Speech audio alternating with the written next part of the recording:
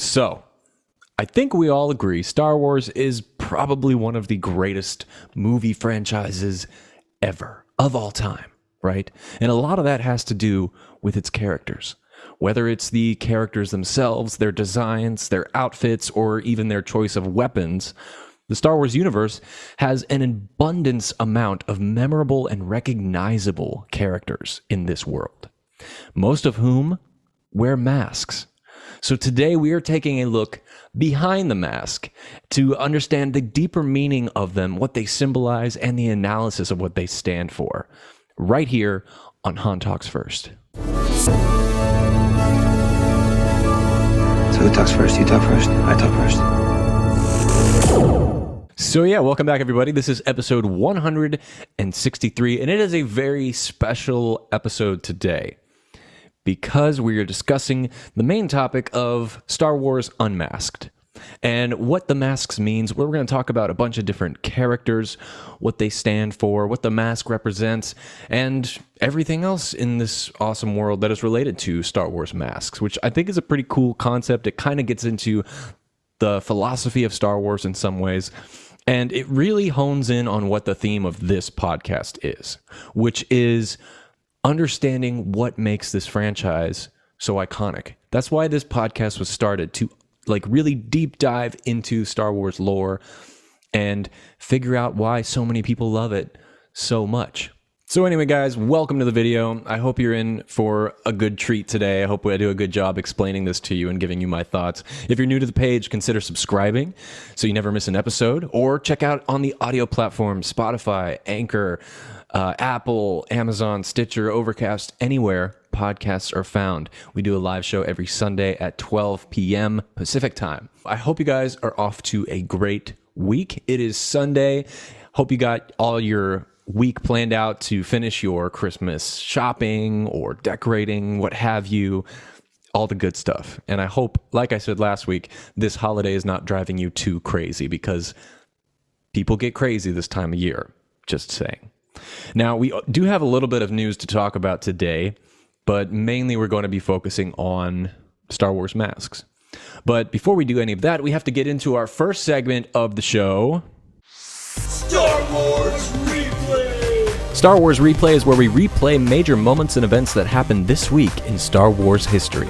And this week, back in 1973, the director of The Last Jedi, Rian Johnson, is born. In 1999, Star Wars Episode 1 Racer was released on the Mac. In 2006, Star Wars Lego No. 2, the original trilogy, won the Best Video Game Based on a TV Show or Movie award at the Spike TV Video Game Awards. In 2008, the complete Star Wars Encyclopedia is published. In 2015, The Force Awakens was released in theaters on December 18th. In 2016, Rogue One was released in theaters on December 16th. And finally, in 2017, The Last Jedi was released in theaters on December 15th. That's it for Star Wars Replay. Tune in next week to find out what major moments and events happened next week in Star Wars history. So there you have it. That was this week in Star Wars history. And tune in next week to find out what happened next week in the Star Wars world. So real quickly, I want to just jump on the Ahsoka wagon and talk about the show a little bit more, because there was a bit of casting news that actually I failed to mention 2 weeks ago when this news broke, and it is just more casting news. So according to Deadline, who usually breaks all the Ahsoka Tano news, such as Hayden Christensen coming back and Natasha Liu Bordizzo, I believe that's what her name is, coming into the Ahsoka series, where they also announced that Ivana Sakano joins the Disney Plus series as a newly created character. So Ivana is a Ukraine-born actress, and she's known for her roles mostly in Pacific Rim Uprising and The Spy Who Dumped Me. I've seen the Pacific Rim that she was in. I don't remember who she played, to be honest with you. Pacific Rim 2 is not a very memorable film. I think John Boyega was also in that movie, so it's kind of funny that two Star Wars actors were in this film. But the main question about what will this woman bring to the role is she's going to be a new character, a newly created character by Dave Filoni. which Dave Filoni is really good at making new characters, as we've seen in the past, but he's also had a history of creating new characters that the audience takes a long time to adjust to. The main example of that being Ahsoka Tano herself, right? So Ahsoka, when she was first debuted, was so annoying. Everyone disliked this character. And when they found out she was going to be like a primary focus in the Clone Wars series, a lot of people went, "Ugh, really?" And then, of course, a couple of years later, they announced that they were doing Star Wars Rebels. And a similar thing happened again, which was with Ezra Bridger. And Ezra came to screen, and a lot of people said, "Oh, we really don't like this guy. You know, he's an Aladdin ripoff. He's really annoying. He's just a stupid kid," all that kind of stuff, you know. But then eventually, a lot of people ended up really loving Ezra. I ended up really loving Ezra too. I agree with the some of the criticisms that he started out really annoying and kind of a jerk. But eventually he grew to become a really likable character in Star Wars. And so anyway, this is great. We have more casting news. It's not just going to be characters we've known from the past that are going to be in this show. It's going to also include new characters that we can find out more about them and really expand the world even more. So this is great. I'm excited. If you guys have seen anything from Ivana Sakano, I think that's how you pronounce her name. We got a lot of cool actor names in Star Wars. Let me know. And honestly, they could just keep her name, Ivana Sakano, as her Star Wars name, because it kind of sounds Star Warsy. But let me know what you guys think about this news, and I'm excited for this show. And also for any of you that want to get in a bigger and broader understanding of the Ahsoka character and prepare for the Ahsoka TV series, go check out my video, The Top 10 Facts About Ahsoka Tano. And there are some really cool things in that video. It was actually one of my first videos to actually really take off and get a lot of views. A lot of views for this type of channel is very small, by the way, but it was a fun video and a very popular podcast episode as well. And let me guys know if you want any other top 10 fun facts about other Star Wars characters too. All right, everybody, with that out of the way, let's get into the main topic today, discussing the deeper meanings of Star Wars masks. Since the Stone Age, masks have had a long history of symbolism in many different cultures. In Star Wars, they can be used for many different things too, such as to evoke fear or humor or simply just protection as a piece of their armor, depending on each one's use. Masks ultimately hide the identity of its wearer or a person by its own features to establish themselves as a different or separate being.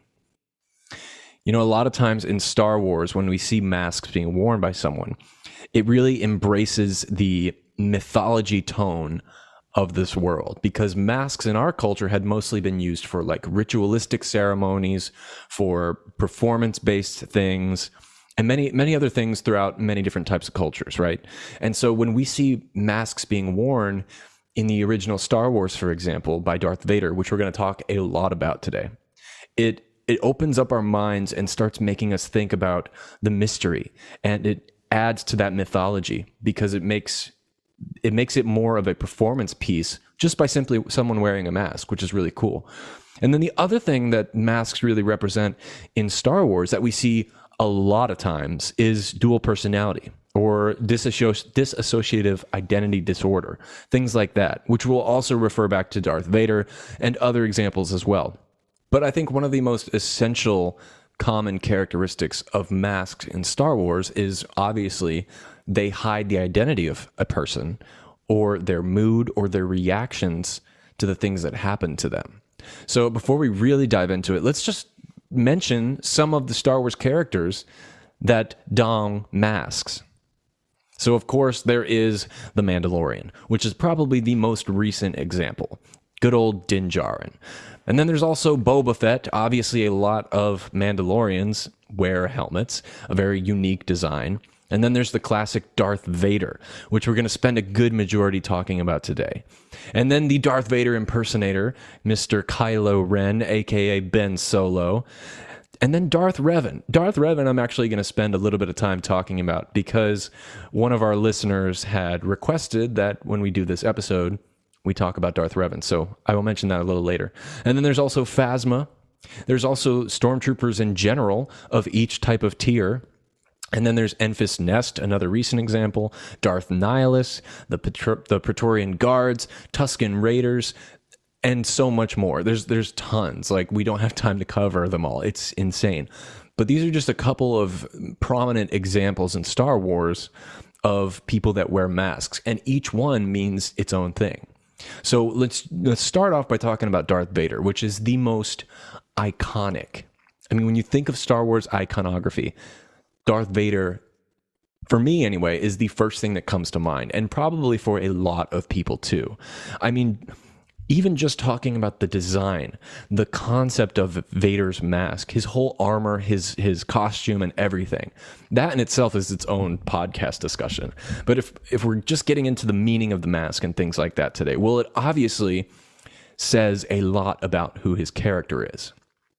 Several different things. We could also talk about how it's not only just a way to hide who Darth Vader is underneath, but it also protects Vader. It keeps him alive. His outfit, his mask, it keeps him breathing, his respirator, all this kind of stuff. It's fascinating things about him.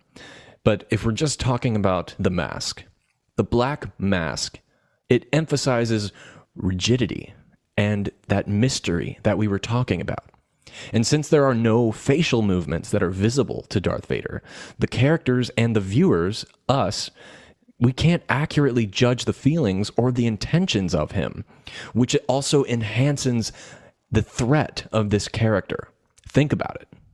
This mask also hints that there is some kind of secret to Darth Vader, something that is meant to be hidden from the audience. But it also gives the audience this urge to want to unmask this character. And think about it. I mean, if we look at The Empire Strikes Back, for example, the first time we saw Darth Vader actually removing his helmet, when he was in his own quarters and he was sitting there and kind of vibing in his little circle chair. I don't know what that was called. Sorry for everyone who's getting annoyed with me. But how many of you remember first time seeing that scene and looking at it, and then when you see the back of Darth Vader's head, that pasty old white bald head, and the camera slowly turns, how many of you actually leaned in your seat to try and look around the television to see if you could see his face? It's like that iconic shot in Rosemary's Baby when you're trying to see what's behind the door and your head is trying to look around the television. It's one of those things. It gives the audience this urge to want to know what is behind this deadpan of a mask, right? But getting back into one of the traits of masks in Star Wars that I mentioned at the top of the show, which is dual personality. I've said for a long time on this show that I believe that one of the ways you can diagnose Darth Vader as a character is by calling him schizophrenic. Now, that might be a little too far-fetched, but definitely this dual identity disorder is happening with this character. Obviously, he was Anakin Skywalker, and then at a certain point, he became Darth Vader. And his journey through the films is this confrontation of who he is as a person. And this mask is this crux that he tries to identify with himself as. And it's just a very interesting story for him. And as far as characters go, obviously Darth Vader is probably obviously the most iconic, but a huge focus in the first 6 episodes. And then if we look at his ultimate redemption in Return of the Jedi, and we finally see his face revealed, and he asks his son to take off his mask so that he can look at him with his real eyes, embracing that dual personality thing that we have been kind of talking about, where underneath this mask is Anakin Skywalker. Inside this false body is Anakin, the father of Luke Skywalker. And then, of course, whenever he wears the outfit, he is this looming threat that's just lingering in the darkness, right? The temptation and the threats from Darth Vader have coincided with the themes and the fantasies of childhood and adolescence. I mean, obviously, we see that represented a lot with episode 1 and who he wants to be, slavery, all that kind of stuff. So it also represents that Vader has been a slave his entire life, literally or figuratively. He is a slave to this body, this Darth Vader suit. And his final actions of sacrifice allow these themes to come to a successful and an inspiring conclusion. And it all stems from his visual look, the mask, the most iconic mask in history, obviously interpreted from old samurai helmet wear. I don't know what the name of it is, but we're just going to call it Darth Vader Samurais. Obviously, a huge inspiration from that, which George Lucas told Ralph McQuarrie to design for him, and based off of those looks and things like that. Now, obviously, we can't talk about masks in Star Wars and not mention the cave scene in The Empire Strikes Back. Now, I don't know about you, but this scene freaked me out as a kid. I was always nervous to the part where Vader would come around the corner and surprise Luke. Now, the cave discussion we could talk about all day because there's tons of things in this scene, this like quick 60-second scene. There's tons of stuff in there. But if we're just talking about that one shot where Luke looks down after cutting off Vader's head and he sees the helmet sitting there. And then, of course, it explodes, and it is revealed that Luke Skywalker is in that mask, or a representation of Luke Skywalker is in that mask, kind of foreshadowing who he could either become, or that there is a father figure in there, like the Darth Vader that he's seeking to hunt down and kill. It could have been a foreshadowing that this is your father, too. There's so many different things, but basically the big one being Luke Skywalker's going down a path that he could eventually turn into his worst enemy. He could turn into that thing that he doesn't want to become just by embracing or not embracing the light side to its full commitment. So it's one of the best scenes in Star Wars. I might have to do a whole episode about it, just that scene, because it's so incredible. And a lot of people's favorites too. So there's that. Now, a mask may allow its wearer to emphasize one facet of themselves, or it submerges themselves and performs as an act that are totally out of their character. So for Darth Vader, that was the symbolic and I guess you could say literal manifestation of the union of light side and dark side, Anakin Skywalker in his true form and Darth Vader. But I want to move away from Darth Vader and start to talk about other characters that wear masks in Star Wars, because there's tons of others, obviously, as we mentioned, but more of a common example is Dinjarin, the Mandalorian. The Mandalorian, of course, is, we do know that he generally doesn't want to remove his helmet out of his reverence for the Mandalorian code, which we then learn is from a certain sect of Mandalorians that have started their own way of life, or the way, as they like to say. And this introduces a whole other facet of symbolism and themes of the mask. And one thing I found interesting, of course, was that it doesn't coincide with the other code of the Mandalorian proper, the Bo-Katans of the Mandalores. But getting back to how the mask represents one single facet of its wearer, well, for Dinjarin, this one facet of himself would be that he is lost. He, of course, was a youngling when he was, or what did they call him? A foundling. He was didn't have parents, or they died at the Clone Wars, something like that. And he was brought into this guild of Mandalorians, and then received his helmet and was told never to take it off again. Now, for me, that symbolizes that he's lost. He's looking for a family, or he's looking for something to latch onto emotionally.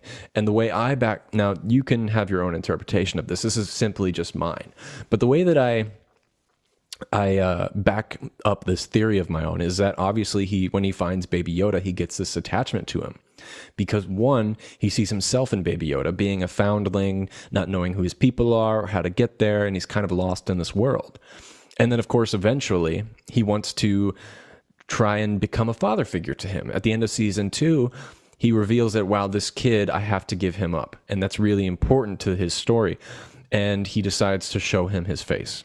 when he takes off his helmet and shows little Grogu what he looks like, it was a pivotal moment in The Mandalorian Season 2.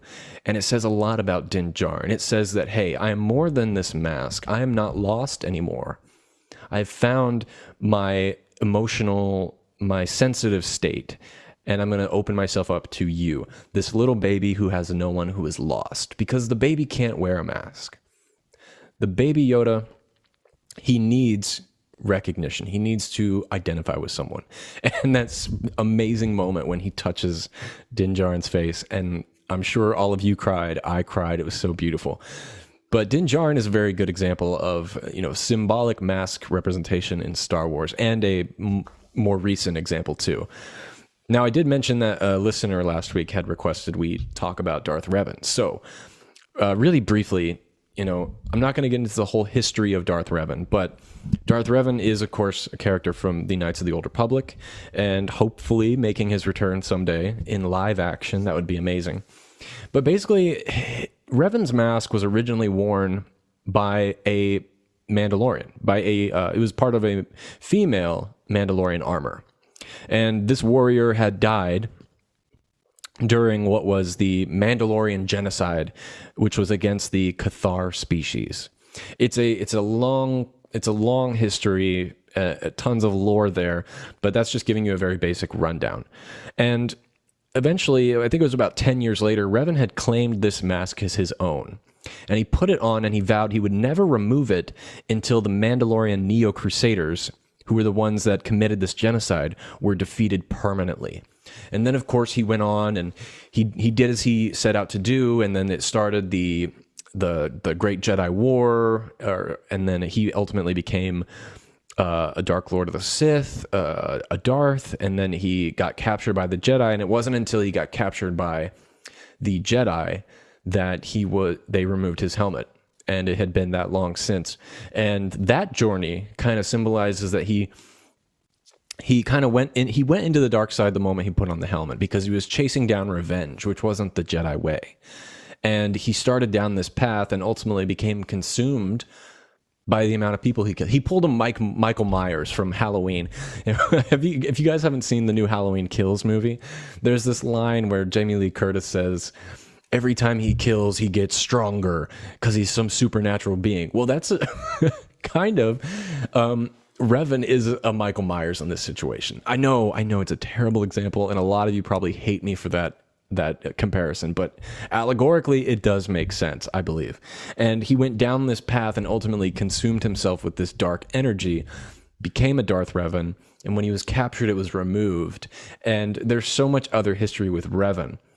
And ultimately, I have to do a top 10 facts about Revan, because it's such a great character and very, very mysterious. Of course, this mask adds into that as well, but that's just a basic representation of this mask for him. So thank you for that recommendation, Merc. I really appreciate that. By the way, if any of you are watching live, I would really appreciate it if you hit the like button down below. It helps out a lot. Hit the dislike if you dislike it, whatever you want to do.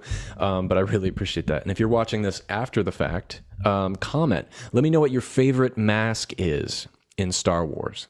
Mine is obviously probably Darth Vader. I really didn't put too much thought in it. That was a question in the spur of the moment. But Darth Vader, without question, one of the most creative pieces of design in cinematic history. Just absolutely brilliant.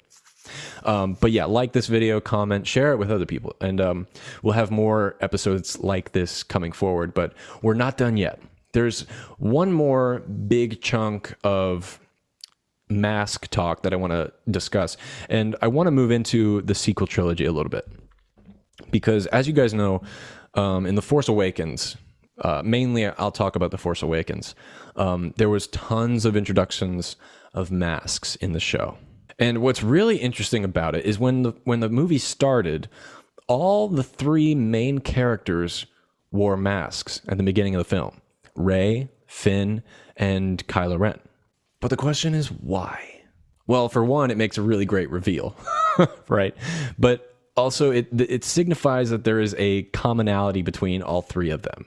And I guess we could add in Poe, but he doesn't really wear a mask that covers his face. He wears a helmet, but I'll explain why in a second. So basically, each character is hiding from a past, as far as those three characters go: Finn, Rey, and Kylo Ren.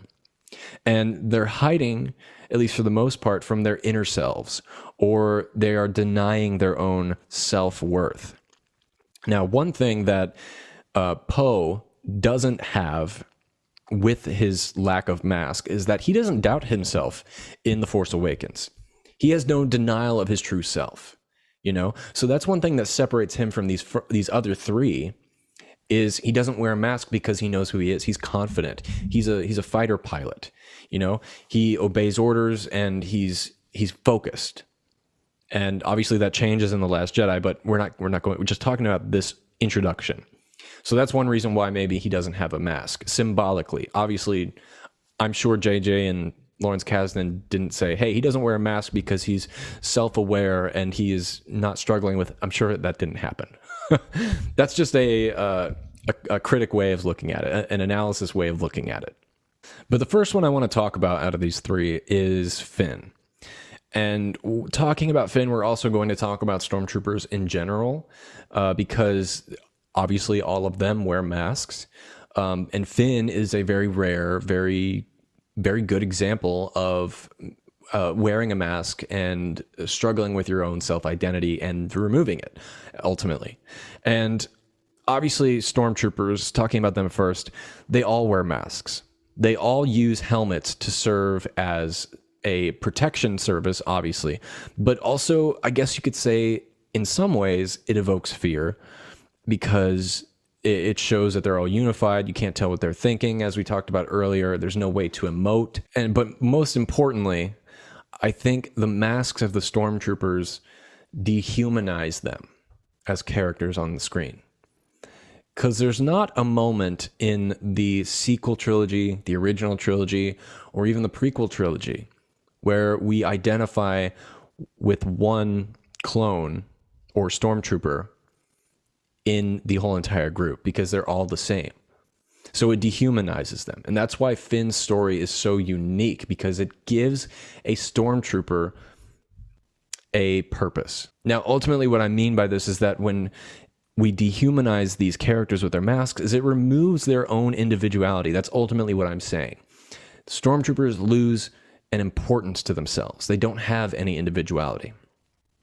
Now, Finn, if we talk about his mask, you know, Finn's first impulse when he starts to question his own self-awareness is that he runs back to his ship and he takes off his helmet.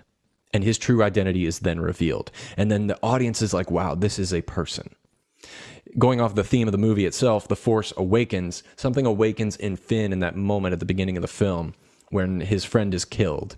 And there's that beautiful shot of his blood on his helmet. Well, his first instinct when the Force awakens in him is to run and to get out of this suit, to identify his own self-importance. And we see that represented on the screen too. And I've said so many times, I think Finn is like the most like waste of potential character in the sequel trilogy, because his story arc was just so, it could have been really, really great. It was something we'd never seen before.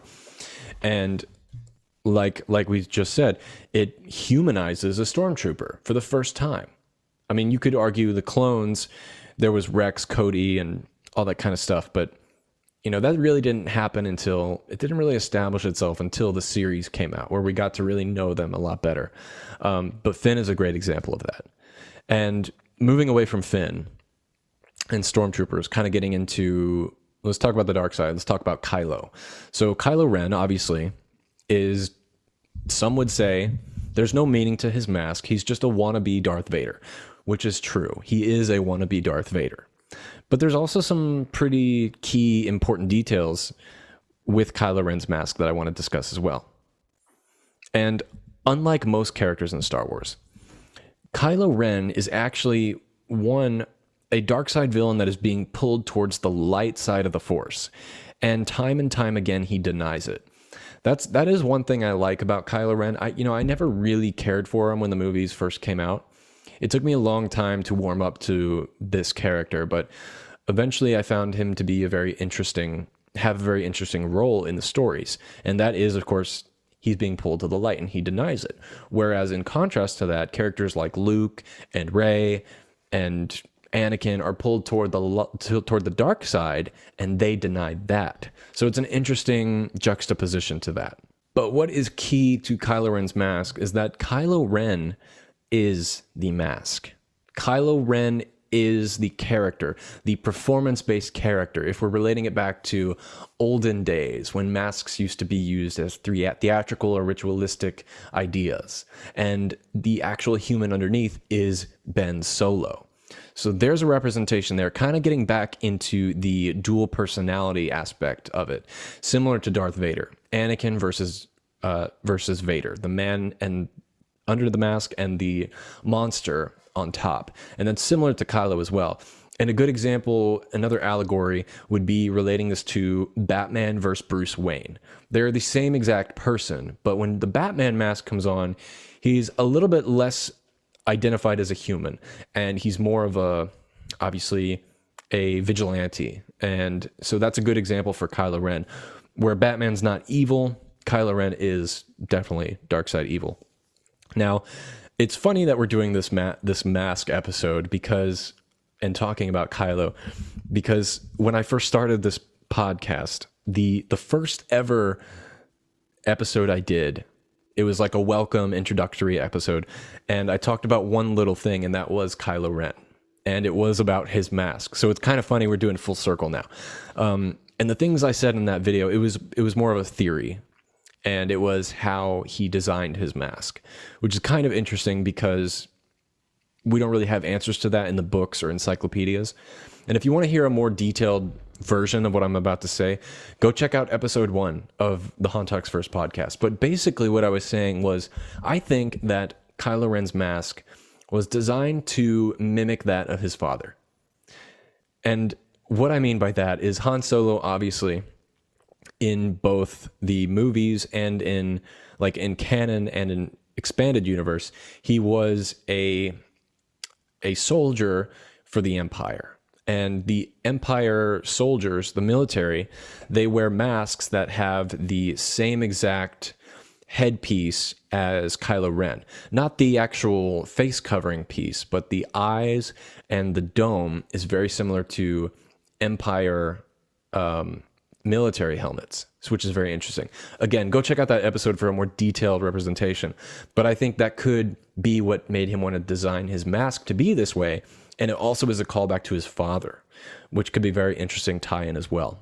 But getting back to the dual personality thing, unlike other characters, Kylo Ren uses his mask to hide his true emotions. And this is not more theoretical. This is actually, I think, exactly what the filmmakers were trying to do. Because if you watch The Force Awakens, every single time that Kylo Ren is in a weakened state or he is vulnerable, his mask is off. We can look at examples like whenever he's facing Snoke and he's being in a position where he feels lesser than, or when Rey uses the Force to do mind tricks on him and find out that he wants to be like Darth Vader, or when his father is killed standing on the balcony of that Starkiller base and he looks a little bit more vulnerable than normal. And then also at the very end of the film when he's defeated by Rey Skywalker. So every time that Kylo Ren is without his mask and he's ultimately Ben Solo, he's in a weakened state. And this mask, he kind of feels more powerful. So basically, again, just denying his own self-worth.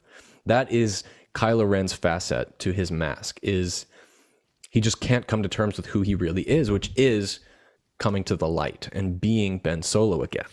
Now, I'm sure a lot of you had kind of questions about what I meant when I said Rey is included in the people that wear masks, because technically she's only wearing the mask for a short period of time in the opening of The Force Awakens. And of course, it seems like it's mostly for a practical reason, which would be to cover her face from any sandstorms or winds, things like that. And yes, that is true. But if we're really looking at this from a from a deeper analysis, I really think there is some importance to Rey's mask. And yes, while it is mostly for practical reasonings, I think also another practical use of the mask at the beginning of her debut was because it makes for a nice face reveal. And Daisy Ridley has a really nice face, right? And that's something that everybody loves. I would think so anyway. I mean, that's a face that makes a mother happy, right? And probably a lot of boys and girls too. But getting away from that, I think early on it does establish a little bit more than a nice face reveal or that she is, protecting herself from the sandstorms. I think Rey being introduced in a mask tells the audience that this person has some emotional baggage. And that's true. Rey has struggled with her own self-identity through all three of the sequel trilogy movies. I mean, she's probably still even thinking about it today, even though she gave herself her own name, Rey Skywalker, and we're not going to go down that path. That's the path to the dark side. But she is someone who is hiding from a past that she doesn't even remember. Rey wants to find out who her parents are. She wants to remember her history. She wants meaning in her life. And while she takes off her mask early on in the movie, she's still wearing one as she continues throughout all three films, up until the end of The Rise of Skywalker. Yes, it's not a literal mask, but she is wearing one, a figurative one, throughout all the movies, because she's trying to be someone she's not. And that whether it's a Skywalker, whether it's a Jedi, whether it's a nobody, she struggles trying to discover who she is. Kind of getting into a historical perspective, the Japanese used to interpret the use of people wearing masks as a way of signifying a type of longing for a state of paradise. And this is exactly what Rey wears masks for. She is longing for a family. She is longing to belong to something. She also wants to leave Jakku, which is the opposite of paradise, literally a junk planet. But most importantly, she wants to find a family. That is her goal. So throughout the films, she wears this mask of trying to be something that she's not and accepting that, she can be whoever she wants to be, which I think is why a lot of people love the nobody comparison, that Rey is a nobody. And, regardless of what you think of the ultimate resolve of Rey's character arc, I do believe she finds out who she is on paper in these films and ultimately takes off that mask and becomes Rey Skywalker. So maybe not a literal example of people who wear masks in Star Wars, but something that I thought was important to discuss, because a mask isn't just something you put on your face. It's something that you hide who you are. And we see other examples of that in Star Wars too. But mainly, I just want to discuss these couple of characters. And we could talk all day about the masks of Star Wars, because there's other really cool designs out there. But I think the most important ones are Vader, Kylo, Finn, Stormtroopers, and of course Revan, and other things like that. Now, that's all I had planned out to talk about today, because I don't want to go too long on this subject, because I feel like some people might think it's a little boring. But I am very curious to hear what you think about this episode. I put a lot of thought into it, a lot of work into it, research through some books and things like that. But let me know what you think. Would you like to have more episodes like this one, doing deep analysis, doing philosophical looks at Star Wars, figurative looks at Star Wars? This is what I enjoy. This is what I want to get back to with this podcast, and not just be like some kind of news outlet or tell you about the things I hate in Star Wars, like the Star Wars Hotel. But I want to talk about the things we love and why this franchise is so iconic. So that's all I have for you today. If you guys watch this live, thank you so much for joining us and hanging out with people in the chat. And if you're watching this on the audio platform, thank you too. Share it with your friends. Tell me what you think. You can hit me up at social media at Han Talks First. And I always respond to everybody and always down to have a conversation about Star Wars. But that's it for me today, guys. Thank you so much for being here. This was a lot of fun. We will be back next Sunday at 12 p.m. Pacific. So come on by, maybe even watch the show live if you want to, and consider following me on Twitter, I guess, or Instagram. I post some cool photos every time, like time and time again, whatever. But anyway, guys, thank you so much for being here. And until next time, somehow, some way, somewhere, this week, may the Force be with you. So who talks first? You talk first? I talk first.